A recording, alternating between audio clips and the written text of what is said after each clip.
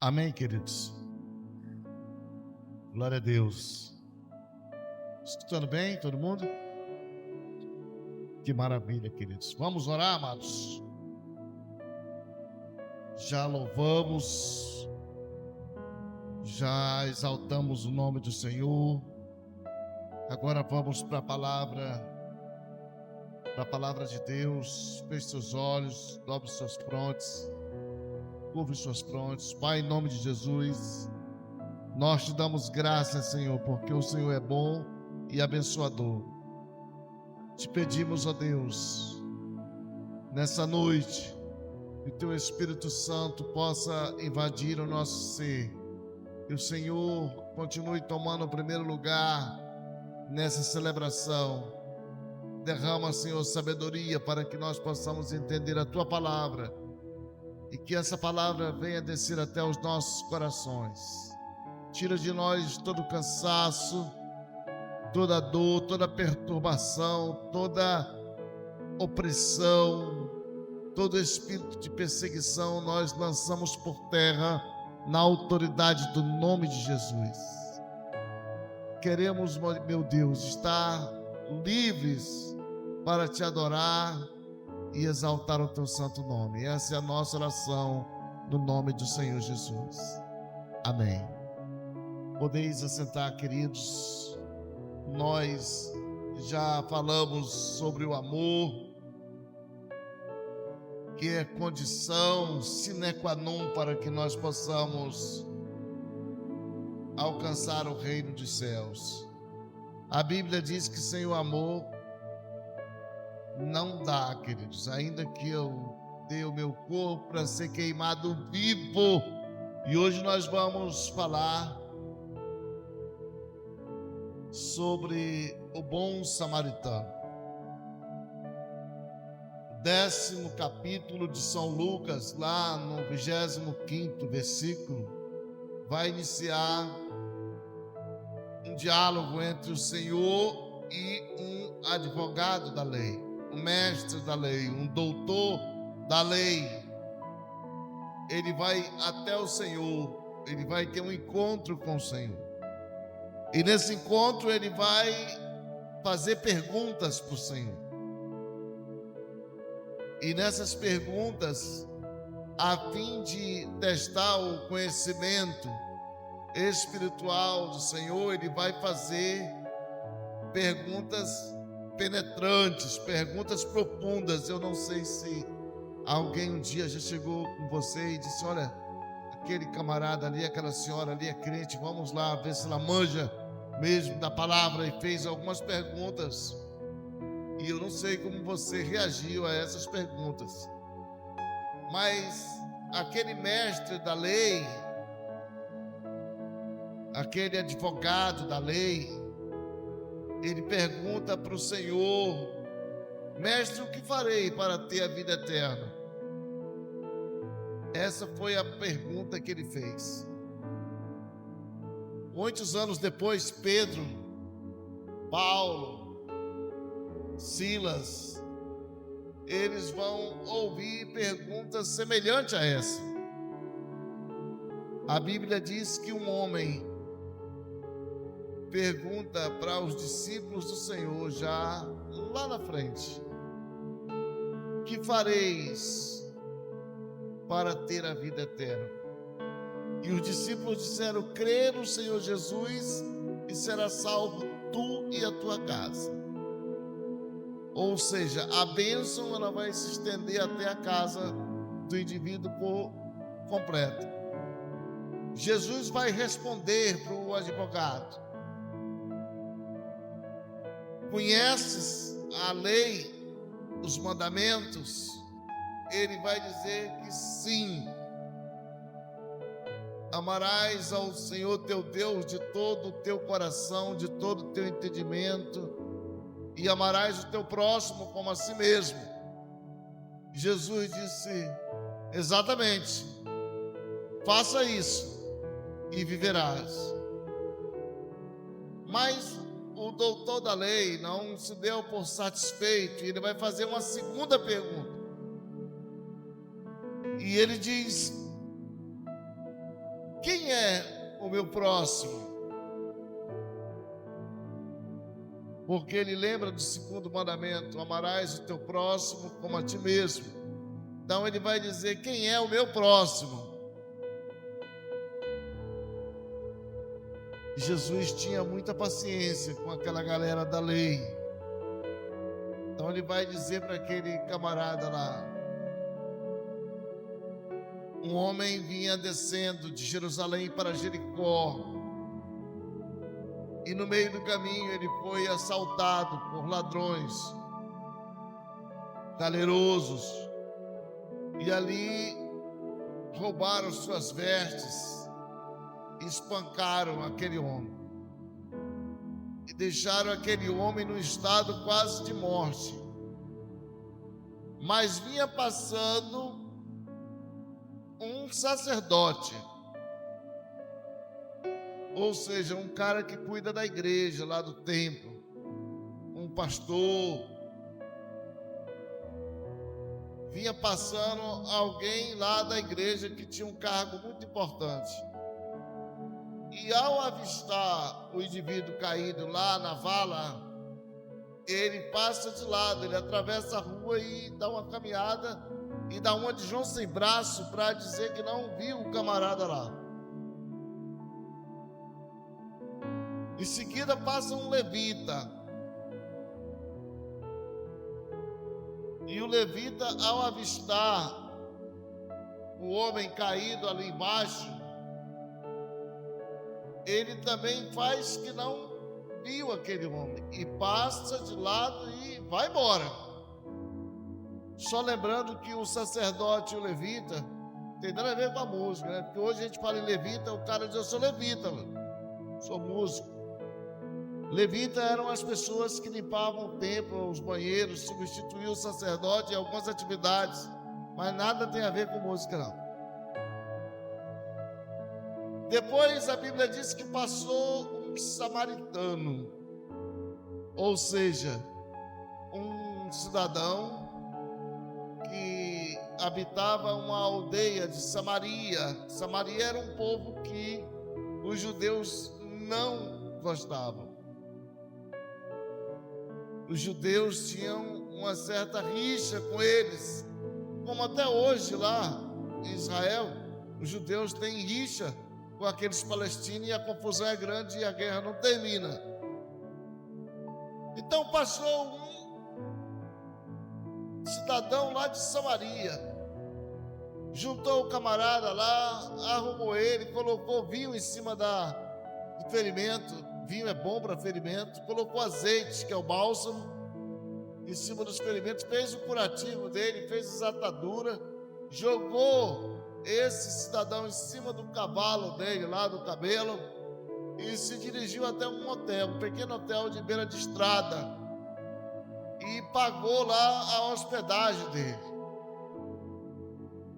E disse para o hospedeiro lá: olha, esse cidadão vai ficar aí, está muito ferido, alguém assaltou ele na estrada, eu vou te deixar aqui alguns denários, e se não der, no meu retorno, eu vou te restituir o que tu gastou aí com ele, mas cuida dele aí, que ele está bem mal. Então Jesus vai fazer a pergunta para o indivíduo lá, para o doutor da lei: quem foi o próximo desse cidadão? O pastor? O auxiliar do pastor? Ou o mundano, o profano, o samaritano, como vocês falam? E aquele homem, o mestre da lei, disse: foi o samaritano. Ele foi o próximo. E aí, nesse ponto, Jesus encerra a conversa com aquele samaritano. Jesus vai responder, além da pergunta do samaritano, uma outra pergunta para nós. A gente tem o hábito de achar que os domésticos, os de casa, os irmãos da igreja, esses têm mais privilégio do que os que estão lá fora. Pelo menos é isso que passa na cabeça do crente. Senão eu acho que eu tenho mais privilégio. Acho que eu tenho mais intimidade. Eu acho que eu sou mais achegado com Deus do que esse indivíduo que está aí. E esse pensamento, queridos, ele não vale para Deus. Ele vale aqui para o Brasil, que a nossa Constituição Federal diz que todos nós somos iguais perante a lei, independente de cor, sexo, raça, um monte de coisa. Mas isso não é verdade, isso é mentira. Aqui não tem ninguém igual, não. No Brasil, basicamente, quem manda é aquele cara que tem dinheiro. Isso a gente aprende desde cedo e continua sendo uma verdade. No Brasil não há respeito pelas leis, não há o cumprimento da lei. Se o juiz simpatizar daquele camarada, e ainda que a lei seja a favor do outro, ele vai dar para aquele ali.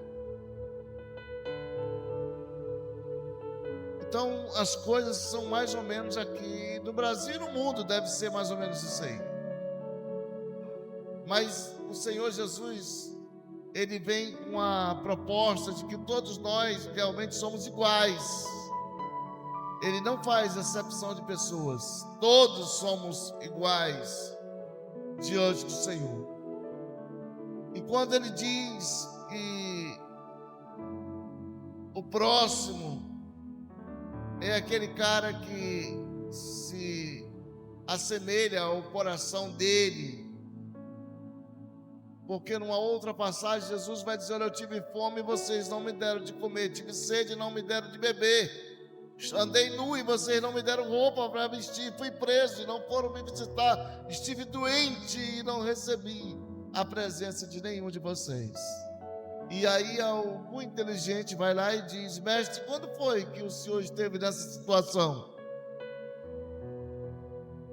E ele disse: quando vocês deixarem de fazer alguma coisa a um desses pequeninos aí, vocês estão deixando de fazer comigo também. Então Jesus, ele não faz acepção de pessoa. E quando ele diz para aquele homem lá: olha, teu próximo é que aquele ali. Passou um pastor, um sacerdote, um padre, sei lá, desceu ali, ele tinha saído do culto. Alguém pode dizer: não, mas é porque ele é apressado, queria ir para o culto. Mas não, ele tinha acabado de sair do culto, ele estava saindo. Por que ele estava saindo do culto? Porque a Bíblia diz que ele ia descendo de Jerusalém para Jericó, e o culto era lá em Jerusalém. Se ele ia descendo, o culto já tinha acabado. E ele era um egoísta, um cara que não dava valor ao ser humano. E Jesus vai deixar isso bem claro. Não adianta ele ir lá no culto fazer a parte dele, e assim que ele sai do culto, as coisas viram ao avesso. Não é para ser assim. Ele foi lá no culto, me adorou, prestou um serviço lá no templo, e a tendência é de que ele saia de lá e continue sendo aquela pessoa que ele se apresenta no templo, e não deixar um indivíduo desse aí caído à beira do caminho, todo quebrado. Isso não procede. Quantos de nós, queridos, um dia já necessitou, talvez não esteve caído à beira do caminho, mas esteve numa situação até pior, ou semelhante, e você não recebeu ajuda de ninguém, apoio de ninguém, sofreu ali, calado, calada, mas não teve ninguém que lhe socorresse. Quantos de nós talvez já passou por uma situação dessa, e alguém foi lá sim e lhe acolheu, e alguém que você menos esperava foi lá e deu uma força? Talvez nem crente fosse, Talvez aquela pessoa que você dissera: esse cara precisa se converter, esse cara não é da igreja, esse cara é isso e aquilo, mas foi ele que foi lá e ajudou. Foi ele que foi lá e lhe prestou os primeiros socorros. Quantas pessoas já viraram as costas para você e muitas vezes eram os domésticos da própria casa? E você depois vai dizer: poxa, eu não sabia que a fulana ou o fulano, eles iriam fazer isso comigo. Mas foram os primeiros a virar as costas. E teve gente de fora que talvez nem lhe conhecesse bem, mas que lhe ajudaram, limparam, trataram as feridas, lhe deram uma palavra de consolo. Talvez não fizessem mais porque não tinham para fazer. Então esse é o teu próximo. Esse é o teu próximo. E Jesus veio trazer uma mensagem dizendo o seguinte: olha, os religiosos não tem nada a ver comigo essa turma. Os religiosos construíram uma estrutura e achavam que Jesus ele ia entrar na estrutura deles, mas quando Nabucodonosor destrói o templo em Jerusalém, os religiosos trataram de fazer sinagogas. E na época que Jesus veio, já existia várias facções. Antes era só um templo. Depois que o templo foi destruído, e ainda que depois foi reconstruído por Herodes, já existiam várias facções. Eram os zelotes, os saduceus, os fariseus, os essênios e os desconhecidos, que também estavam na beirada ali, querendo comer alguma coisa, porque o sistema religioso na época era vantajoso, trazia uma remuneração boa ao sacerdote. E Jesus veio contra esse sistema. Não funciona assim. Jesus disse: olha, não é dessa maneira. É necessário que você cumpra aquilo que o Senhor nos ensinou, que nós amemos a Deus de todo o nosso coração e ao nosso próximo como a nós mesmos. Então aquele cidadão que ia descendo ali, ele parou a carruagem dele. Era um comerciante, provavelmente levava vinho, levava azeite. E ele teve todo o cuidado de ajudar aquele ser humano ali, porque ele tinha um coração bom, queridos. Ele não tinha uma mente boa, ele tinha um coração bom. E Deus não está procurando mentes brilhantes, está procurando um coração quebrantado, um coração capaz de amar. Talvez no outro dia o jornal da cidade, o WhatsApp lá, o Instagram, correu a notícia, disse: olha, o samaritano ajudou lá o José, que caiu, foi roubado. E o pastor passou por lá e sequer parou, olha. Foi desviar o carro e passou direto, só deu uma olhada e disse: não quero nem mexer com esse camarada aí. Talvez no outro dia o boato na cidade já estava formado e o cidadão estava envergonhado. Estava envergonhado e levantando uma série de colocações bíblicas e por aí vai. E não é dessa forma, queridos.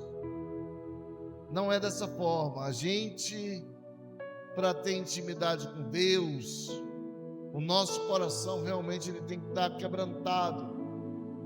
Nós temos que amar mesmo o nosso próximo. O problema é que quando a gente fala em amar o nosso próximo, alguém vai achar que eu vou levar ele para dentro de casa, ele vai morar lá. Não, Deus não falou isso. Amar o nosso próximo é servir ele de acordo com as nossas possibilidades. Às vezes você nem conhece a pessoa, nunca viu, nunca ouviu, mas presta um ato de solidariedade com aquela pessoa.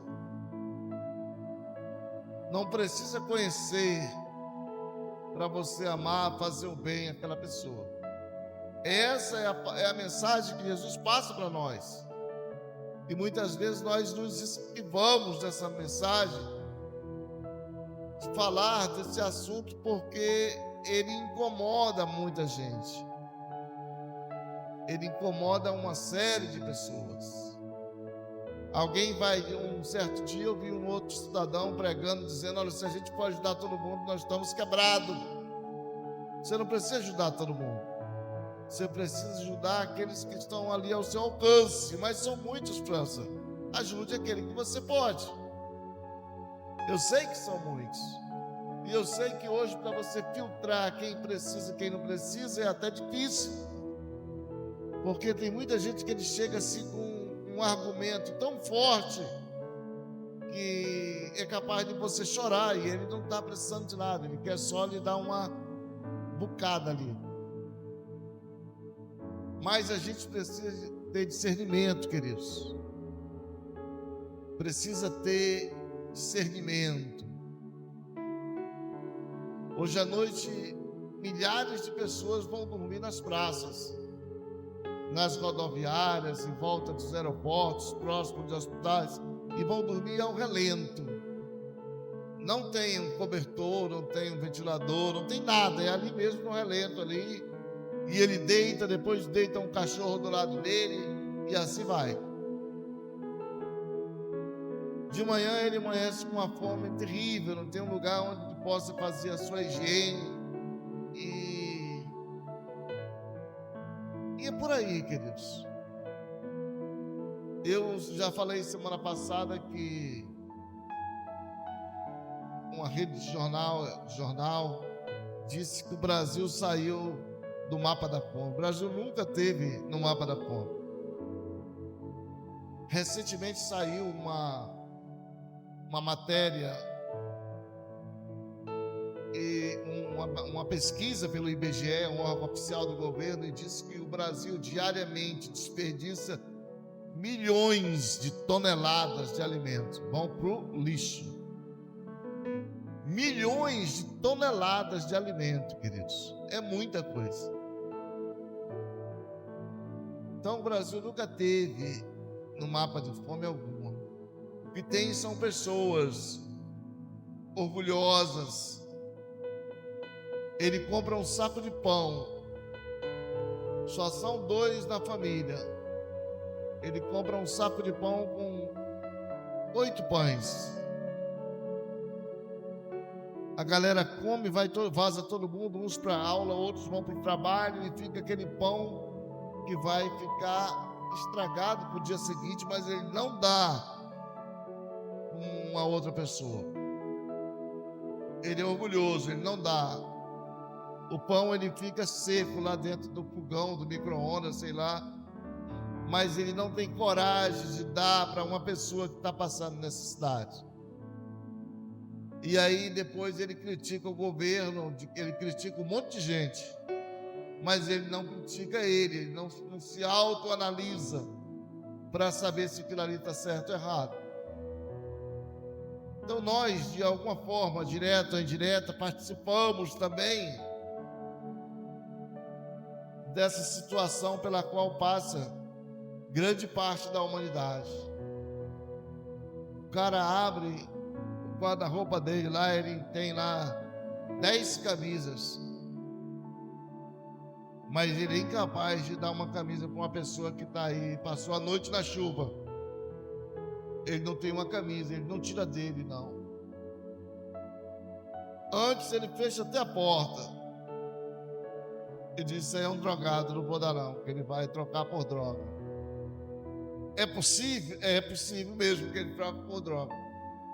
Mas você vendo o estado do indivíduo, o coração de um homem que ama a Deus, ele se compadece. Um coração de um homem que está voltado para o Senhor, Ele se compadece. Então nós precisamos aprender a responder ao Senhor as perguntas que aquele causídico fez, que aquele doutor da lei fez. Provavelmente era um doutor da lei que conhecia muito, provavelmente um fariseu. Ele conhecia muito. E Jesus foi na ferida, colocou um pouquinho de sal para ele sentir e se espantar. E Jesus vai dizer: olha, é assim que funciona no reino de Deus.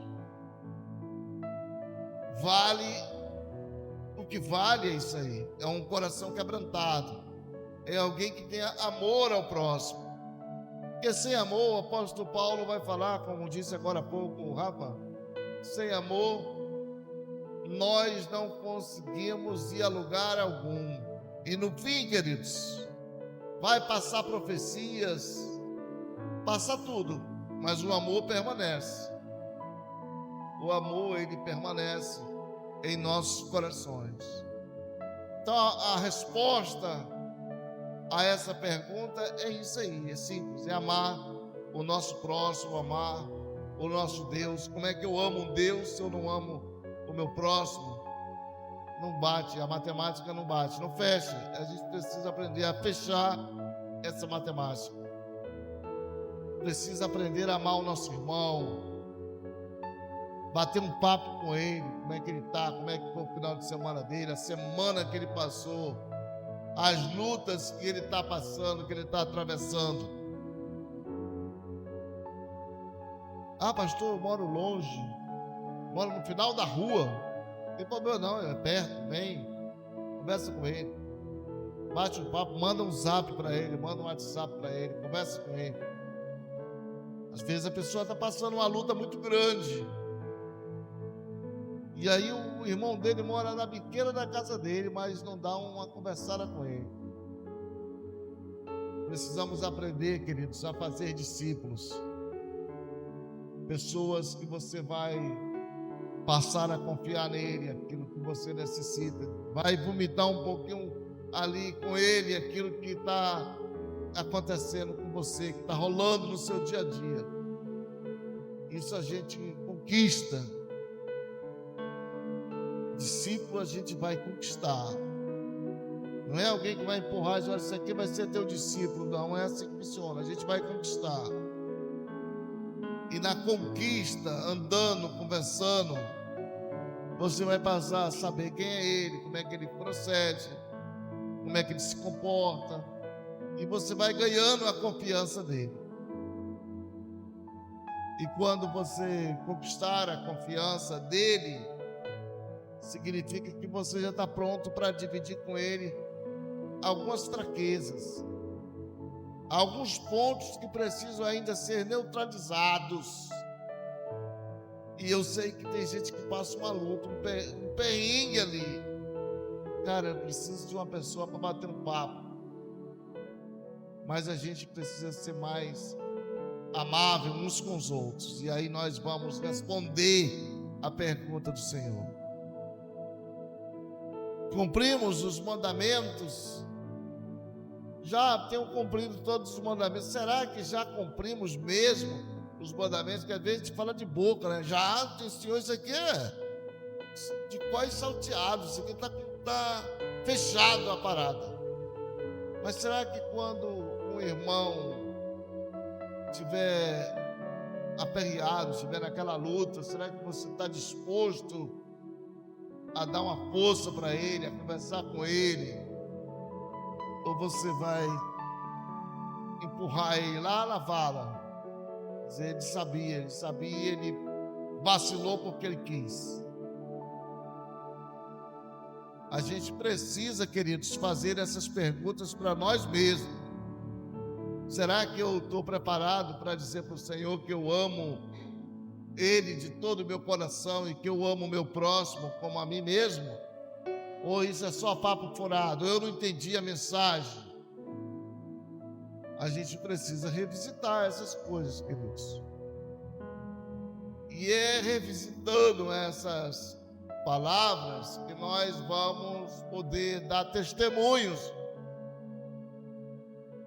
como o apóstolo Paulo vai dar testemunho do Senhor.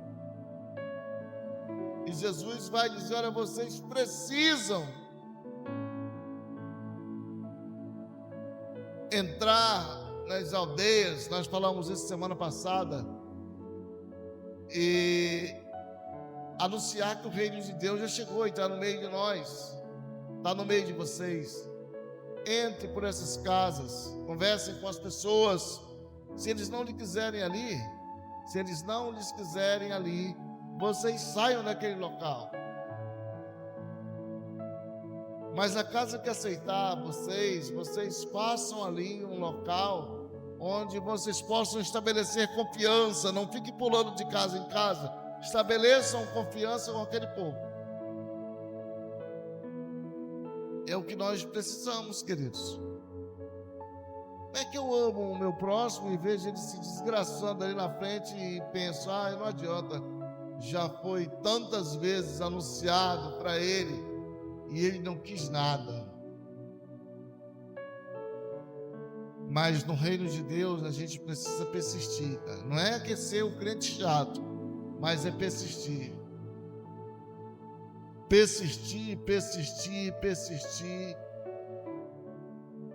E você depois vai dar testemunho. Olha, aquela pessoa ali foi muita oração para trazer para a igreja. Aquele outro ali, eu passei meses ali orando de joelho, clamando a Deus para que ele viesse a se converter. Orei muito pelaquela senhora ali e tal. E começa a dar esses testemunhos.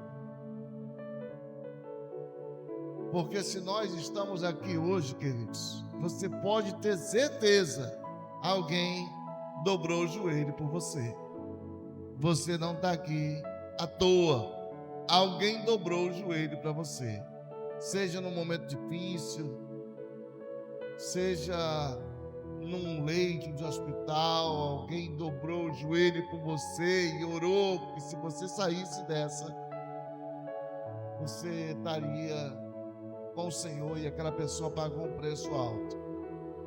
Talvez até hoje pessoas estão pagando aí, orando por você, noites orando por você. A gente não sabe, mas pessoas intercedem por você. Que Deus possa trazer isso à sua mente, queridos, todos os dias, e que você também possa fazer isso por outra pessoa. Você possa também estar orando por outra pessoa,